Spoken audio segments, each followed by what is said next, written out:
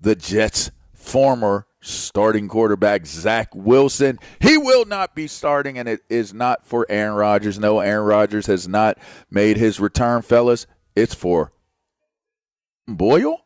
Now, is that a exclamation point? Is that a question mark? Is that 3 dots? But nonetheless, Robert Saleh doesn't like it anymore. He doesn't see it anymore, doesn't want to do it, and is going with Tim Boyle. Where you guys fall on this?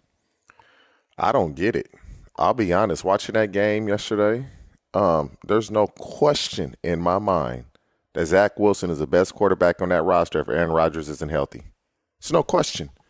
He can barely complete a pass, bro. They didn't get a first down till in the second half of the game. They didn't convert a third down till the second half of the game. Like, there's no – Robert Saleh and the Jets were pressured publicly to benching Zach Wilson.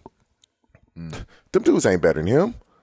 Yes, he gives them the best chance to win. By far and away, it's not even close. Yeah. And so it just goes to show, man, when you coach in a market like New York, you get all this pressure to do something that you know isn't the correct and the right thing to do.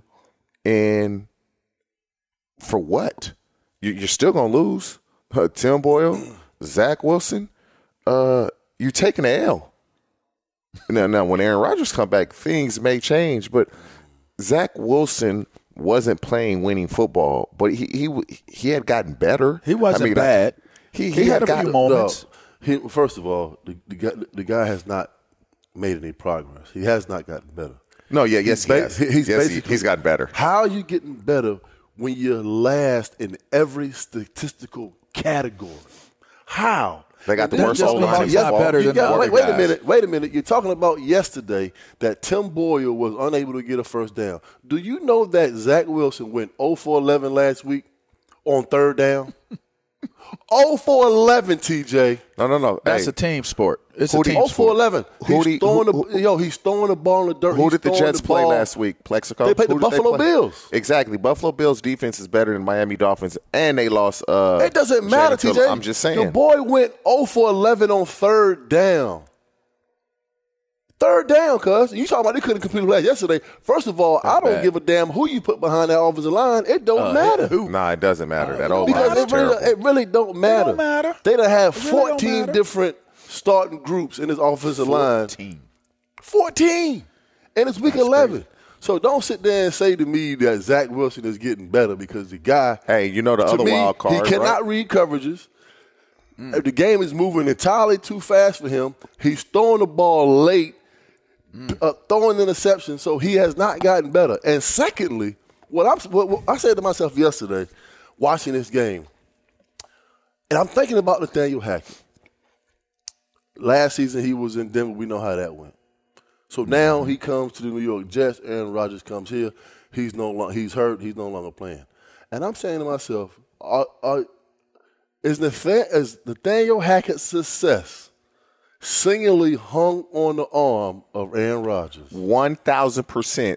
You know what? That is not a coach. Plaxico. That is not a coach. Plaxico. You are supposed to be able to put a halfway decent quarterback together and a game plan to overcome the things that he cannot do. You tell me that Nathaniel Hackett is a hell of a coach when all his success has been from Aaron Rodgers? Can you go look at Nathaniel Hackett?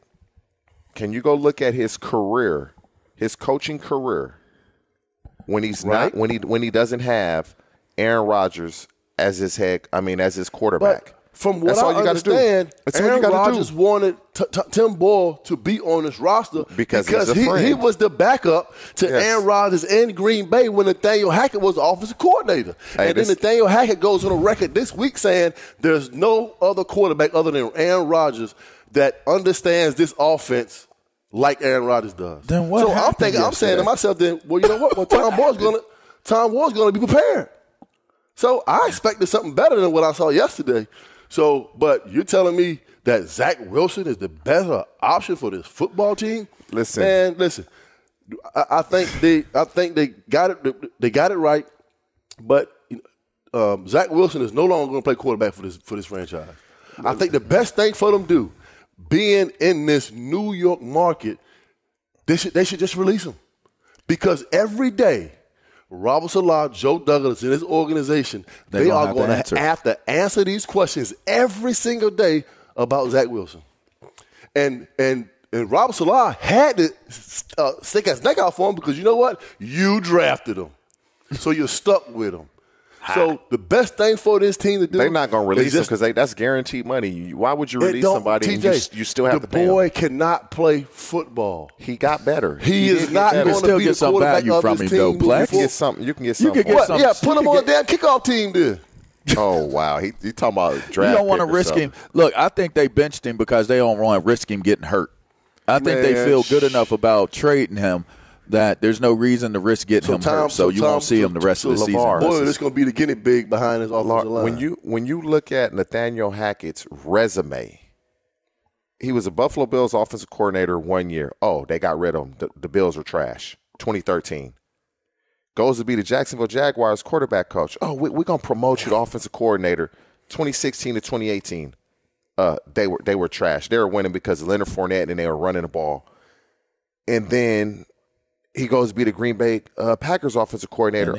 Aaron Rodgers. They have Aaron Rodgers. Like, if you look at the Denver Broncos last year offensively and Russell Wilson, and you look at the Denver Broncos this year and Russell Wilson, it's a night and day difference of the offense and the player. And so, to me, this falls on Nathaniel Hackett, not completely. The player always has to take the majority of the blame. But the coaching and the play calling and the understanding of what we're trying to do, he may be a great dude, but coaching-wise, he ain't it. It's a turkey Saturday. How was your food? Maybe you don't eat too much meat. We know, TJ, you don't eat too much of anything. So it'd be surprising to hear what you actually ate for Turkey Day and what you didn't eat, maybe possibly. And we know that Plaxico, Chef Burris, that is, probably did something that was out of the ordinary as well. How was the Thanksgiving and how did the food go? For me, everything it's pretty good, LaVar. I'm not gonna lie, man. I had to tell somebody this. Man, these last few days, even I'm gonna include today also.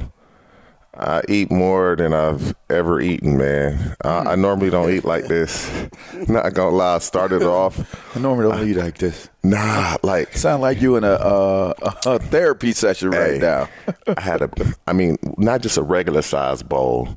Huge, like an oversized bowl of gumbo. My wife makes gumbo for Thanksgiving and Christmas every year, so I ate the gumbo. Probably about noon, around noon time on Thanksgiving, and then I followed that up. The turkey was real juicy this year. So I had some turkey, some mac and cheese. Juicy turkey meat. Hey, some collard greens and them Get yams. you some of that juicy turkey meat. Hey. Yeah. It's them collard greens and them yams, but hey, y'all ever mix your collard greens with cabbage? So my mom used to do that growing up, and my mother-in-law mixed some cabbage and collard greens from scratch this week. Boy, bruh. We put some of that gizzard neck in there. We put some ham hock in there. I mean, it was real flavorful. Ain't no such thing as gizzard neck. little gizzard neck. Hey, bruh. Oh, man. Hey, bruh. I smoked. Shots out to Traeger Grills, man. I smoked our turkey this year. Mm-hmm. Bruh, I thought fried was my favorite.